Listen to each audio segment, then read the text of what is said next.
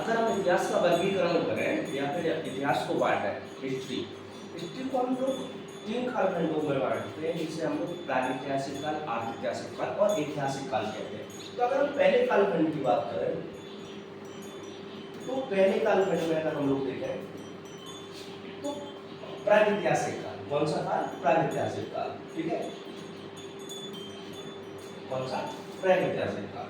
प्रागैतिहासिक काल में कोई भी हमें लिखित साक्ष्य के एविडेंस नहीं मिले, उसके लिखित साक्ष्य के एविडेंस नहीं मिले। ठीक है, दूसरे कालखंड को अगर हम लोग देखें तो आर्धैतिहासिक काल। आर्धैतिहासिक काल में हमें लिखित तो साक्ष्य मिले हैं, क्या लिखित तो साक्ष्य मिले, लेकिन हम लोग इनको पढ़ने में असमर्थ रहे। क्या हुए?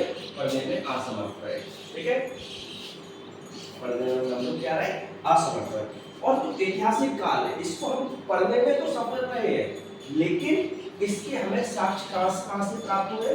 पुरातात्विक साहित्य शास्त्र और विदेशी जो यात्री आए उनके साक्ष्य के द्वारा हम लोग इनको देखते हैं। ठीक है, इसके बाद हम देखें तो हमने प्रागैतिहासिक काल को कई कालखंडों में विभाजित किया।